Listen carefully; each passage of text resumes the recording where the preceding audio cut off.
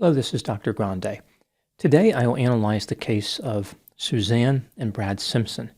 First, I'll look at the background of this case, move to the timeline of the crime, then offer my analysis. Suzanne Clark Simpson was born on June 16, 1973, and lived in the state of Texas. In 1995, she graduated from the University of Texas with a bachelor's degree in business and corporate communications. In 1997, she started work as an account manager. Around the same time, she became romantically involved with a man named Brad Chandler Simpson. He was born in 1970. Brad was a property manager. Later, he would be described as a successful real estate investor. Suzanne and Brad married in May 2002.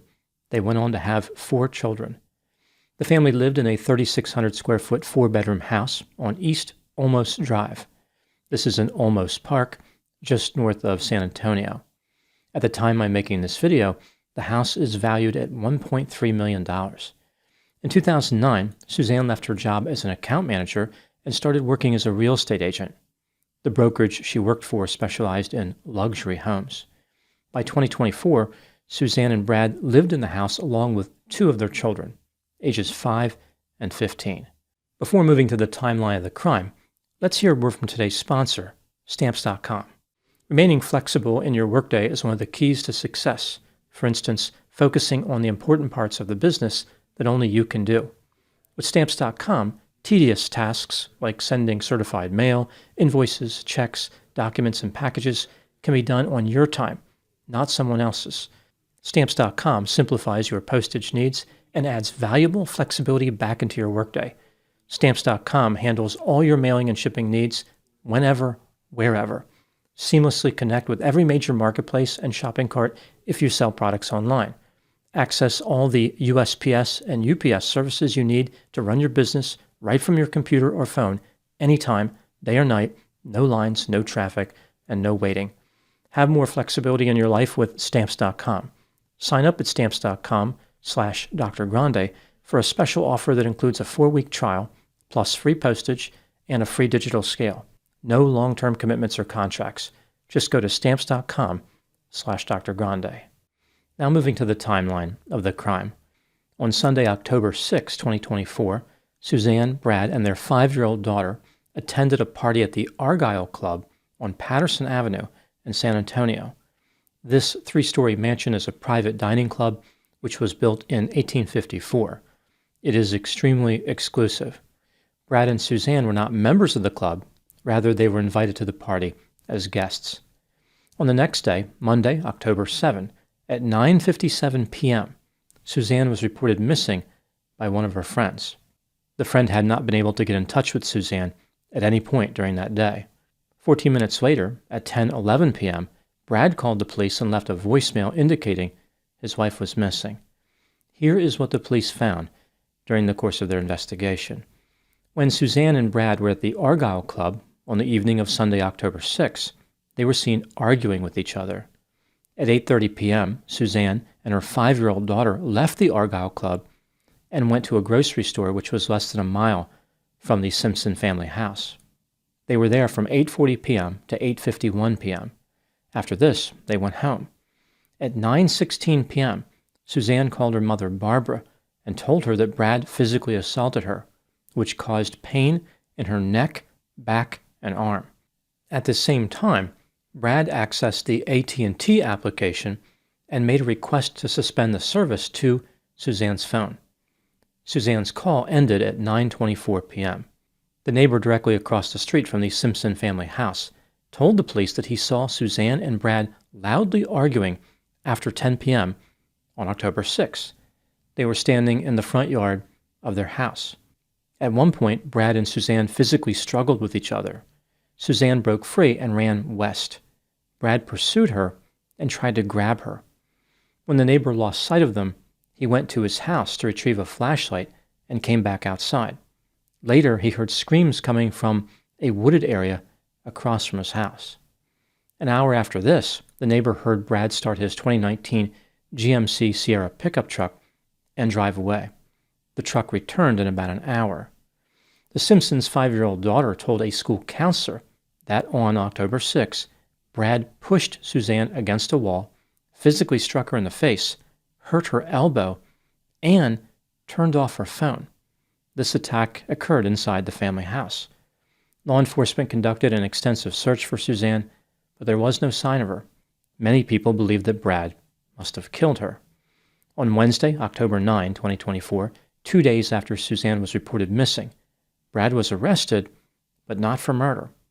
At this time, he was only charged with unlawful restraint and assault causing bodily injury to a family member.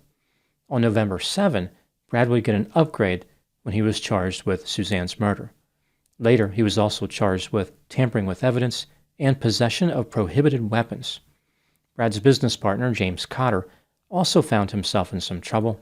He was arrested and charged with tampering with evidence and possession of prohibited weapons. James had been accused of helping Brad hide an illegally modified AK-47. Allegedly, the rifle had been converted to fully automatic. At the time I'm making this video, Brad Simpson is working his way through the legal system toward his trial. Suzanne Simpson has never been found. Now moving to my analysis. Brad maintains his innocence, although it does not appear as though he has any supporters. If he did have supporters, I suppose they could argue that Suzanne could still be alive, or, if she is dead, someone else killed her. The state, of course, would disagree. They believe the evidence points directly at Brad being the killer. This brings me to the question, is Brad guilty of murder?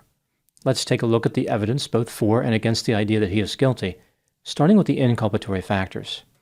It appears as though Brad had a habit of taking his wife's phone when he was angry. Just over a year before Suzanne disappeared, Brad sent a text message to a friend that read, quote, "I still feel bad about tonight. I never should have grabbed her phone and drove off, but she was so protective of it," unquote. This statement is consistent with jealousy, as if Brad could not resist looking at his wife's phone or stopping her from communicating with others. 2 months before the disappearance, Suzanne told her banker that Brad physically harmed her and had often taken her phone. He would tell the children that she lost the phone. Suzanne also said that if she went missing, look for her in a lake. On Sunday, October 6, 2024, Suzanne and Brad were seen arguing at the Argyle Club. Later that night, Suzanne called her mother and said that Brad physically attacked her. The neighbor across the street from the Simpson family house witnessed Brad and Suzanne in a physical struggle. Suzanne ran away and Brad pursued her. Later, screams could be heard coming from the woods. When Brad was arrested, he had cuts and bruises on his arms and hands. Suzanne's 5-year-old daughter said that she witnessed Brad attack her mother and turn off her mother's phone. Brad told the police that Suzanne lost her cell phone at the grocery store prior to arriving home on Sunday. At the same time Suzanne was using the phone to call her mother, Brad requested that her phone service be suspended. Brad told the police that he last saw his wife on Sunday at 11 p.m., but later claimed that he last saw her on Monday at 6:30 a.m. Brad turned his phone off and on several times, starting at 11:09 p.m. on Sunday and going into Monday, as if he was trying to prevent it from collecting data. On Monday at 12:33 a.m., video surveillance from a grocery store captured Brad's pickup truck. The bed of the truck was empty. At 7:53 a.m. that same day, Monday, October 7, Brad's pickup truck was captured on video as he was dropping off his 5-year-old daughter at school. In the truck bed, there was a large ice chest and white trash bags. At 9:12 a.m., the truck was captured at a fast food restaurant in Burney, which is in Kendall County. In addition to the ice chest and the white bags, there was a blue tarp, which appeared to be concealing a bulky item. At 9:53 a.m., Brad was captured on video at a Home Depot store in Burney, purchasing heavy-duty trash bags, Clorox disinfectant spray, insect repellent, a construction bucket, and 2 bags of quick-grate cement. He paid cash for these items. In the parking lot, Brad approached a man and asked for directions to the nearest dump. Later, Brad's truck was captured on video near the Kendall County solid waste site.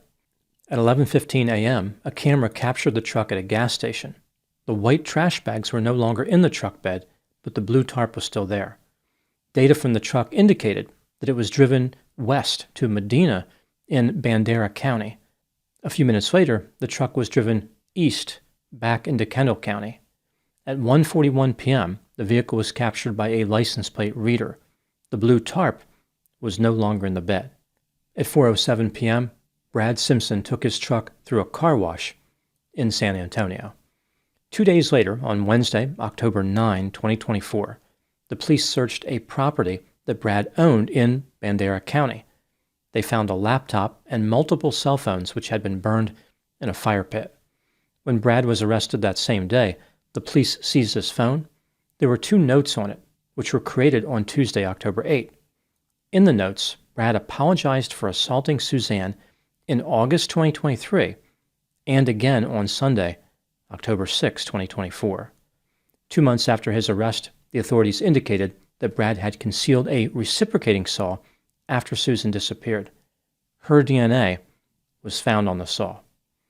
Moving to the exculpatory factors, Suzanne Simpson has never been found. It's technically possible that she is still alive. That's pretty much it for the exculpatory factors. When considering the evidence in this case, do I believe that Brad Simpson is guilty of murder? Yes, I believe he is guilty beyond a reasonable doubt. What do I think happened in this case? This is just a theory, my opinion. Brad Simpson was self-centered, impulsive, angry, manipulative, controlling, demanding, violent, jealous, cold, callous, and had a sense of entitlement. When he would get upset with his wife Suzanne, he would take her phone away. He did this either to find out who she was talking to or to prevent her from communicating. This was a punishment that he would inflict on her with some degree of regularity. Suzanne knew that Brad was dangerous. She even told her banker that if she disappeared, look for her in a lake. She didn't say on a lake or by a lake like she was on vacation. Rather, she meant that she would be under the water, like Brad murdered her. On Sunday, October 6, 2024, this is exactly what happened. Brad killed Suzanne after chasing her into the woods near their house. He probably beat her to death or strangled her. No one reported hearing any gunshots, so it is unlikely that a firearm was involved. It's not exactly clear where the murder took place. It could have been in the woods, or it could have been in the couple's house. Either way, Brad committed the murder impulsively. It was not planned. Afterward, he realized that he was in a very bad situation. He was going to be making a magical prison journey. He tried to recall everything that he could about how criminal investigations worked so that he could conceal his involvement, like maybe he had seen something on TV that could help him. Brad knew that his phone could be tracked, which is why he turned it off and on several times. He also knew that he could decrease his chances of being convicted if the police never found Suzanne's body. Brad went to a Home Depot store and purchased cleaning supplies. Back at his house, he used a reciprocating saw to dismember Suzanne's body. He placed the parts in a blue tarp along with other evidence and disposed of it in various places. He even burned electronic devices on property he owned. Suzanne's disappearance meant that Brad would be exposed to a high level of scrutiny by law enforcement. They would be looking for everything they could find on Brad. He remembered that he had a fully automatic rifle, therefore he contacted his business partner to get rid of it for him. Cleaning up all the loose ends was Brad's mission at this point. Despite his effort to conceal evidence, Brad had a feeling that he was going to be arrested. Those notes that he had on his phone, where he apologized for assaulting Suzanne on 2 occasions, were named The Next Life and Last Will and Testament. The police suggested that when he was arrested, Brad was not at all surprised. This is yet another case where a demanding and jealous husband committed a horrible crime. Long-term relationships are difficult to navigate. Despite Brad's negative personality characteristics, Suzanne probably hoped for the best.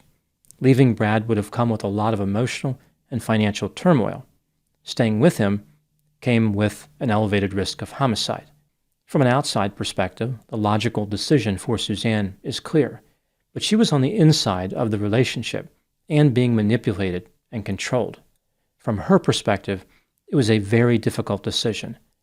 Unfortunately, she made the wrong one. Now moving to my final thoughts. Some people believe this case has exposed the harmful dynamics observed in wealthy communities. There has been this discussion about how people who live in upper-class neighborhoods, like the one featured in the story, will call the police on anybody they view as an intruder, even people who have legitimate business there, but they will not call the police on each other. The mentality here is something like, well, that neighbor is wealthy like me, therefore they must not be doing anything wrong. Maybe this explains why the neighbor across the street from the Simpson family house did not call the police even after hearing screams from the woods. I suppose this could be true. People who are well off may have an inherent trust for others with similar financial resources. However, I've seen many cases where neighbors from all income brackets don't call the police even after witnessing clear signs of distress, like they could hear screams, gunshots, a person saying, "Help me, call the police," and they still don't do anything. This phenomenon is probably not tied to being wealthy. Rather, it is just a general dynamic seen in all types of neighborhoods. People may be reluctant to get involved in what they view as the business of others. Calling the police on innocent people who are visiting the neighborhood may be perceived as safe, but reporting a neighbor could come back to haunt them. The neighbor is close and could retaliate. One factor that gets overlooked in this decision-making process is this: not calling the police could come back and haunt them as well. Would Suzanne Simpson be alive today if that neighbor across the street immediately called 911? It is certainly a possibility worth considering. Those are my thoughts on the case of Suzanne and Brad Simpson. Thank you so much for watching. I'll talk to you soon.